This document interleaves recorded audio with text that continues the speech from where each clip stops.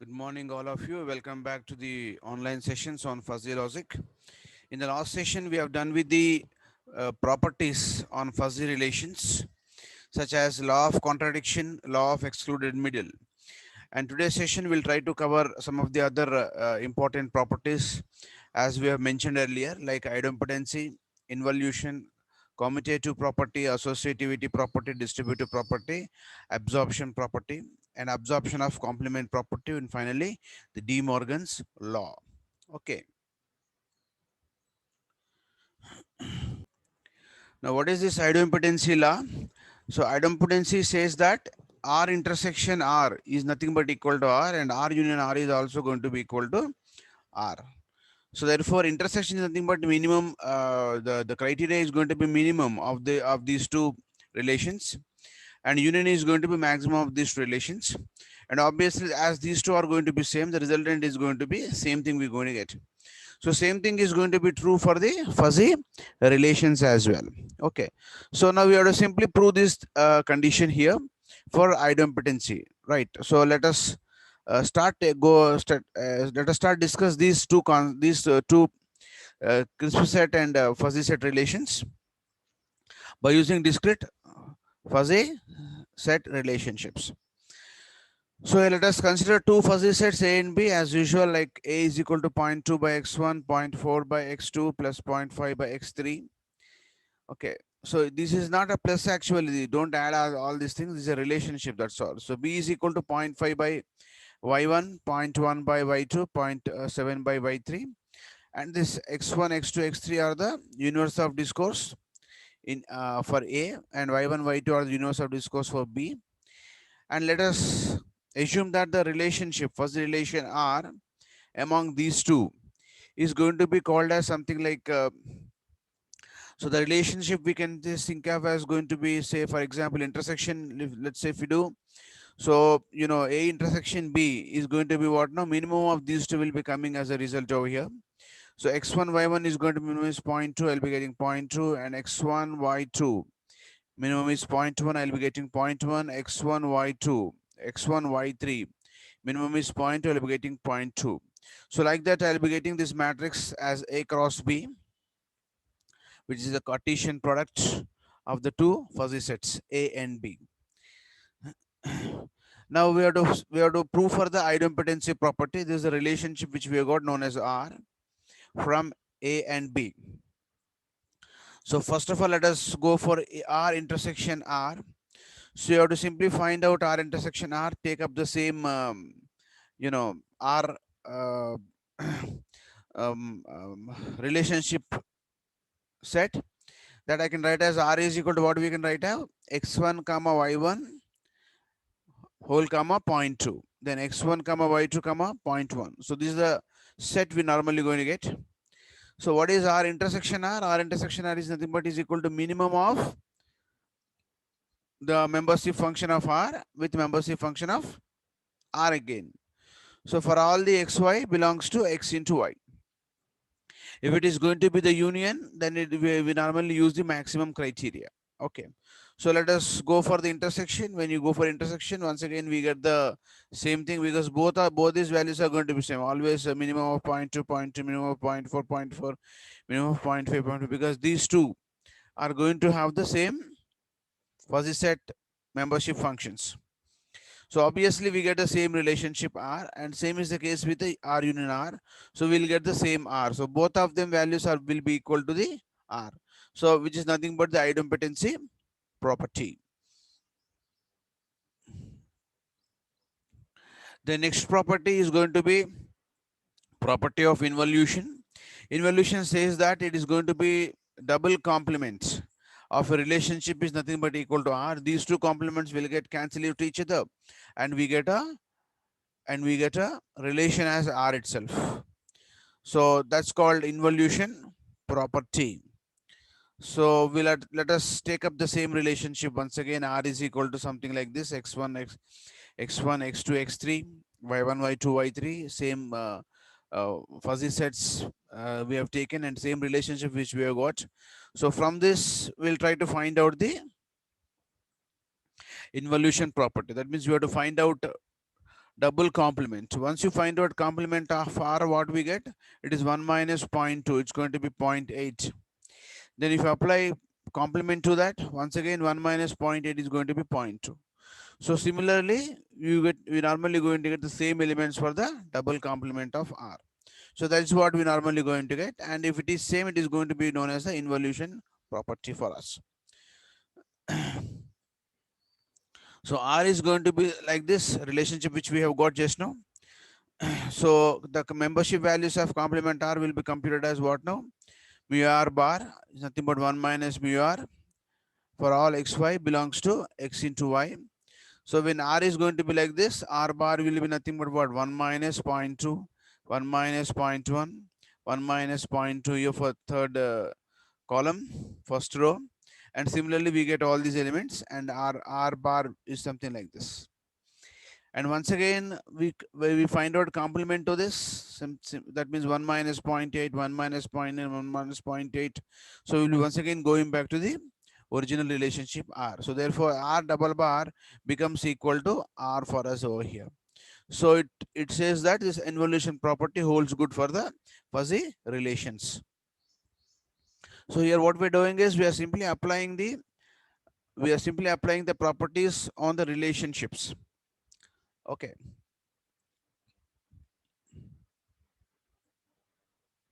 So we have got a same kind of a relationship over here, right? The next is commutativity for union. Commutativity for union property. So commutative property means what now? Using union property, that is R union S will be approximated to S union R. And fuzzy relation also really holds good for this, similar to the crisp relationship. So let us apply it for the fuzzy relationship now. Commutativity for union. Let us take two relations as R and S. So let us assume that R is nothing but equal to 0.1, 0.0, 0.5, 0.6, 0, 0.8, 0.8, all this matrix as the first matrix. S is another relation called second matrix, which is going to have the values 1, 0.7, 0.8, 0.5, 0 like this. And you have to find out commutative for union. So we'll find out union of these two. And to find out union of these two, maximum of these two elements is going to be the resultant matrix which we are going to get. So same thing we normally going to do here. R union S. R union S means what? Max of these two. That means max of 1.1 is 1. Max of 0.5 and 0.7 is 0.7. Max of 0.6 and 0.8 is 0.8. So this is called R union S. Similarly, S union R. So we'll write the S value prior to these two and R value. That is for second element, if you see, first row, second column, if you see 0.7, 0.5. So what is maximum? Obviously 0.7. So we get same thing. So by doing so, we get R union S is nothing but equal to S union R. As this holds good, it is simply going to satisfy the commutative for union property. So this is what the relationship. Then commutative for intersection is also going to be same. Obviously that is true. So we have to prove that also. So therefore, same relations we'll consider here. R as going to be same matrix, S is going to be a same matrix. In the case of intersection, we'll use the criteria called minimum. So minimum among these two elements is going to be the resultant matrix. So whether you put whether you write something like here from first row, second column, 0.5 and 0.7 interchangeably. What is the minimum among these two? 0.5. So obviously we're going to get 0.8 in either cases. So like that, we get the same matrix, which is nothing but intersection of the two relationships. So as these two are going to be same, we say that it is satisfying the property called commutative for intersection property. So these are the various properties which are very, very important on relationships. Law of contradiction, law of excluded middle, idempotency, involution property, and commutative property. Okay, and we'll continue our discussion with further with other remaining properties. So the next property that we will discuss now is going to be the associativity property. Okay, so what is associativity? This particular relation R union S union of T can be written as is equal to R union of S union of T. And it is going to be same for crisp relations as well as fuzzy relations. That is what called the property of associativity. So let us try to discuss that property now. So these two are normally holds good for us over here. That's called associativity for union property. Associativity for union property is this. So we'll try to prove this property. Okay. So the resultant is going to be quite obvious. Why? Because R union S means what? Whatever is the maximum of these two will be the result. And that is applied with, that is union with T. That means what is the maximum among these two is the result. So when we write in this associativity property fashion also, we usually going to get a same result. Okay, that is what quite obvious for us. So therefore we'll prove that particular property. So we'll consider R is equal to same matrix. S is going to be a same matrix. Okay. So and we'll just consider one more matrix called T of some other matrix. Say this is the example we have taken, and from this we'll try to apply the properties called associativity now. So for this associativity, what we'll do now, R union of S we'll find out first of all. R union of S is nothing but max of R and S elements. So among these two maxes here, if you see the second element, 0.7, I have 0.7. Between 0.6 and 0.8, it is 0.8 maximum. Okay, so like this, I'll put all the elements for R union S. Then I have to apply this resultant of this R union S is normally applied with union of T. So T means what? Another matrix we have. So another matrix T means this is T matrix that's going to be 1 comma 0.5, 0.7 comma 0.6, 0.8 comma 0.9. So among these two, what is the maximum? Here it is 1, 0.7, 0.9. So that is the matrix that we have got as the resultant matrix. So let us find out other way around as S union T. First of all, we'll find out. Then we perform union operation of this resultant matrix with respect to R. Then these two should be same for us. So R union S is going to be just now we computed. R union of S union of T is going to be this, which is the resultant matrix which we have got just now. And next we go with S union T is going to be this matrix. Union of R, we're going to get this matrix. And these two matrices are going to be same for us. Okay, that is, if you see this 1.0, 0.7, 0.9. Okay, so let us see that row 1.0, 0.7, 0.9. That means we get exactly the similar results. So therefore, it satisfies the property called associativity for union for us. Then similarly, let us go with associativity for union. Just now we computed, and as these two are going to be same, we say that it is satisfying the property called associativity for union. Then associativity for intersection property. So what is intersection? Whichever is the common element or whichever is the minimum element between these two is the result of this. And once you apply to that intersection of R, whichever is the minimum, that will be result. And same is the which is going to happen here. So that means this is also holds good for the intersection of associativity. That means even if you apply the property called associativity for intersection operation, we normally going to get the same result.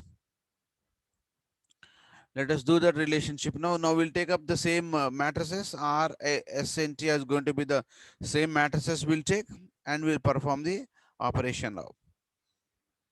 So R intersection S is nothing but what is the criteria for intersection? It is a minimum criteria. We use minimum of these two. We'll find out minimum of these two, and we just normally going to get a matrix here. And then we apply intersection of this, the resultant matrix is intersected with T. So we get this matrix where we have got here as 0.5, 0.5, 0.6, and the second row is all zeros. Third row is going to be 0, 0.6, and 0. So the resultant matrix is going to be this, which we have got after we apply all this associativity for intersection. So let us go other way around.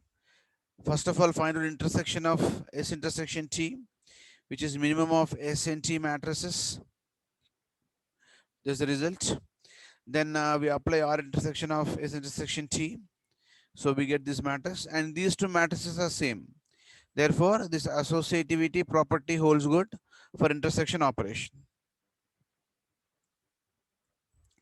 Then other property is going to be called as a distributive of union over intersection. Distributive of union over intersection is called this property now.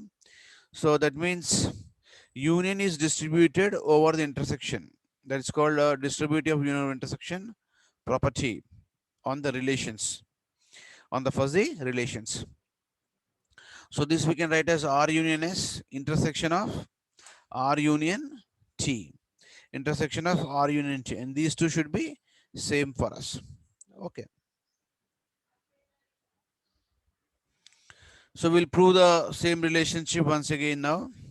So we'll take up the same matrices for R, S, and T like this, and later we'll go for solving this. So S intersection T will find out as this matrix. We apply union with respect to R. So whichever is maximum among these two is the resultant matrix now. So among 1 and 0.5, 1 is maximum. So 1 will be coming here. Among 0.5 and 0.6, 0.6 is the maximum. Among 0.6 and 0.8, 0.8 is the maximum. So therefore, this is the resultant matrix which we have got. Let us go further.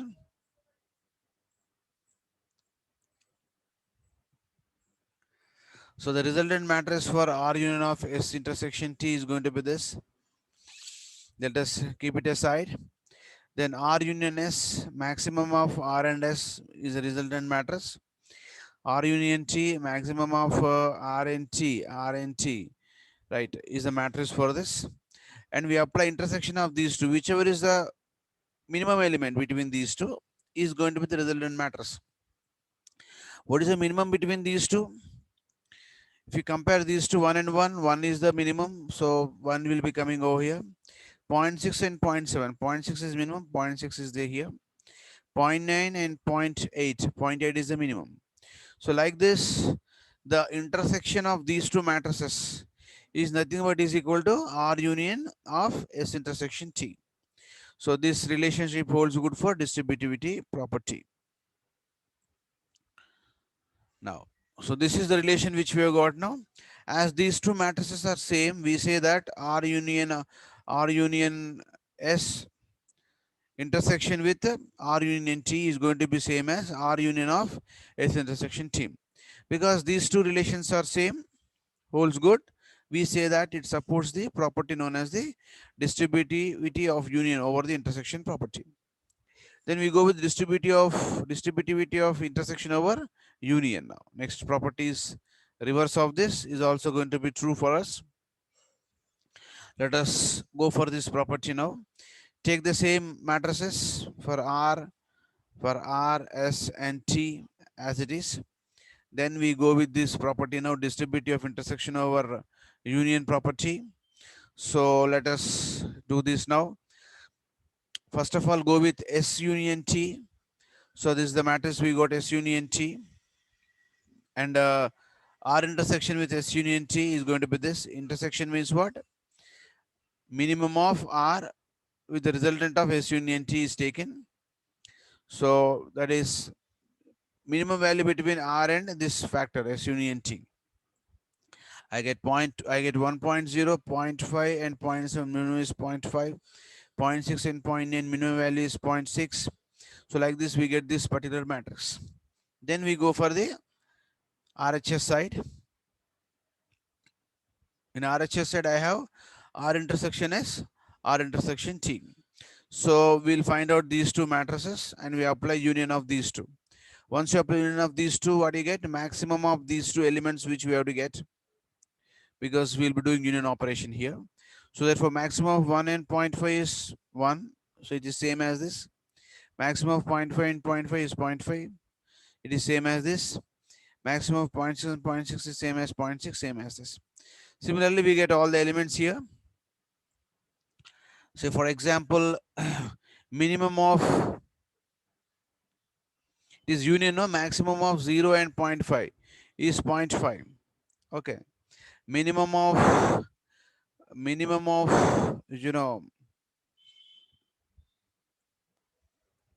so we should get the relation. Now minimum of union, no, union means maximum, sorry. So union means maximum. Maximum of 0 and 0.5 is 0.5. Maximum of 0.6 and 0.7 is 0.7. Maximum of 0.3 and 0 is 0.3. So like this, we normally, when you apply union of these two matrices, we'll be getting this as the resultant matrix. That's what we're going to prove it in the next slide. So see this now. Now these two relations holds good. R intersection of S union T holds good with this particular relationship. Therefore, it supports the property of associativity of intersection over the union. That's the property which we are going to have. Then another property is known as absorption property. Absorption of union over intersection. Absorption property. Absorption of union over the intersection property. So what is that intersection means? Here it is quite obvious from this relationship which we can think of right now as something like R intersection S. Whichever is the common is going to be the resultant in the R. So we get resultant as R. So R union R is also going to be R for us. So therefore this relation really holds good for us. So we'll take R and S matrices like this. R intersection S is going to be minimum of these two. So minimum of these two means minimum of 0.1 and minimum of 1.0 and 1.0 is 1.0. Minimum of 0.5 and 0.7 is 0.5. Minimum of 0.6 and 0.8 is 0.6. Like this, we write the matrix, we expand the matrix for the entire elements. Apply R union of this, that is maximum of these two. What is the maximum of these two? 1.0, maximum of 1.0 and 1.0 is 1. Maximum of 0.5 and 0.5 is 0.5. Maximum of 0.6 and 0.6 is 0.6. Maximum of 0 and 0 is 0. Maximum of 0 and 0.8 is 0.8. Maximum of 0.8 and 0.8 is 0.8. Okay, like this, maximum of 0.7 and 0.3 is 0.7. So this is the matrix which we are going to get, which is same as the R matrix. Okay. So that we are going to prove in the next slide now.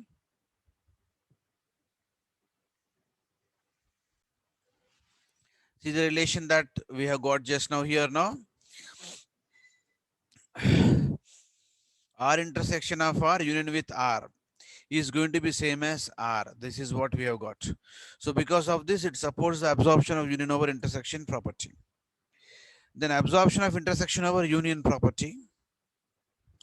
Absorption of intersection over union property. Once again, when you flip the relationship for absorption of union over intersection, we get absorption of intersection over union property. This is also going to be quite obvious. We get the same relationship. So let us consider, as usual, R is going to be the matrix like this, S is going to be the relation matrix like this. And after this, we apply the property R union S, which is nothing but maximum of these two, and we got this relationship, and R union of S is intersected with R.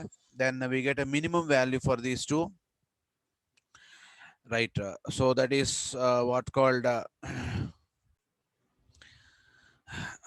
minimum value among these two. That is R union of S is this matrix with R. Minimum of these two we're going to consider. So minimum of 1 and 1 is 1. Minimum of 0.5 and 0.7 is 0.5. Minimum of 0.6 and 0.8 is 0.6. Like this, we get this matrix. So this matrix is nothing but the resultant of this is nothing but R, which is R. This equation really holds good for us.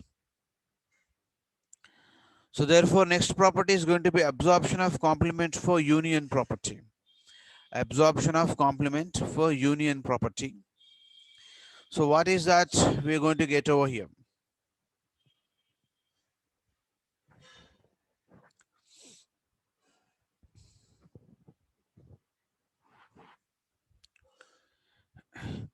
Now here in this case, this relationship does not holds good for the fuzzy sets.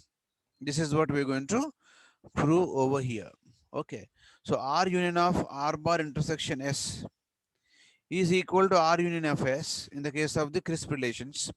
In the case of fuzzy relations, this is not going to be the same value. So this is what we're going to prove it over here. Okay.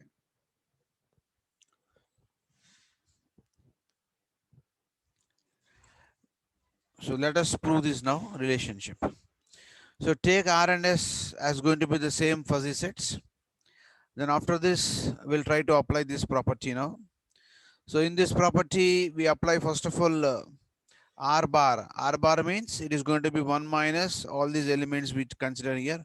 1 minus 1.0, 1 minus 0.5, 1 minus 0.6, like this for all the elements, and we get the R bar value.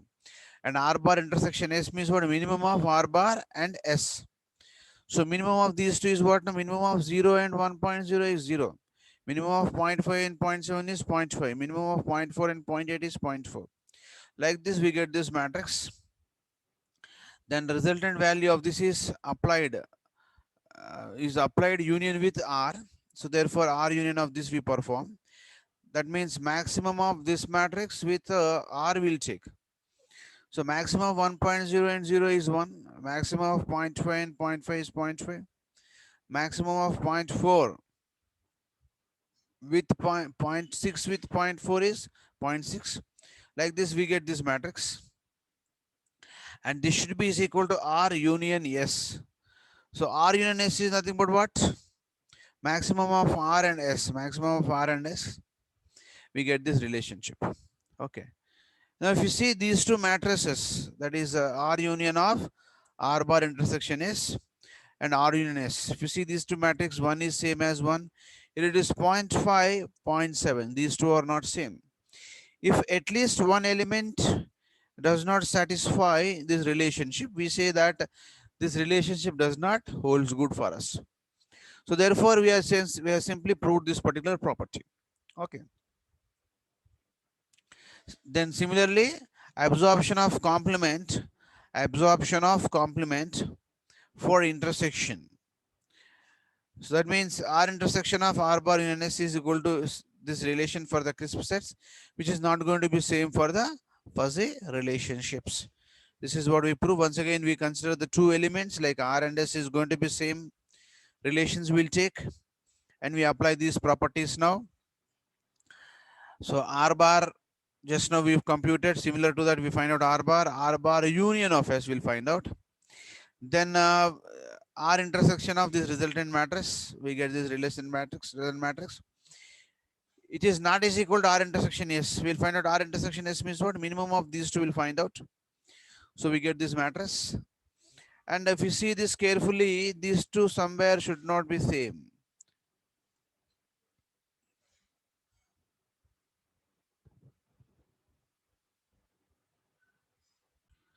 So if you see this matrix now, 1 is matched with 1, 0.5 is matched with 0.5, 0.6 is matched with 0.6, 0 is same, but here 0.2, here I got 0. So 0 is not is equal to 0.2. Now here we got a mismatch here. So if any one element does not matches with this relationship, then we say that this absorption property does not holds good in the case of the fuzzy sets. And hence we have proved this particular relationship here. Then later on, finally, De Morgan's law of union. What is De Morgan's law? We already know from the digital logic design as R union of S whole bar is equal to R bar intersection S bar. This should be same. If these two are going to be same, it satisfies the De Morgan's law. Let us try to, prove this particular relationship of De Morgan's law. Once again, we'll go with the same relational sets, R and S, something like this. Then we perform the operations now for De Morgan's law. So first of all, we perform R union of S, which is going to be maximum among these two elements. So maximum between 1 and 1 is 1, maximum between 0.5 and 0.7 is 0.7, maximum between 0.6 and 0.8 is 0.8. Like that, we get this R union of S matrix. We apply intersection of this, that is 1 minus 1, 1 minus 0.7, 1 minus 0.8. So we get this matrix, which should be is equal to R bar intersection S bar. So we'll find out R bar, which is going to be the complement of this R matrix. So we'll find out complement of R, complement of S. Then we find out intersection of these two, that is called the minimum of these two we have to find out. So minimum of these two is nothing but what is minimum of 0 and 0 element is 0, minimum of 0.4 and 0.3 is 0.3, minimum of 0.4 and 0.2 is 0.2. Like this we get this particular matrix.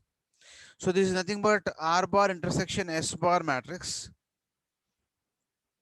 R union of S bar matrix. Let us see whether these two are same or not.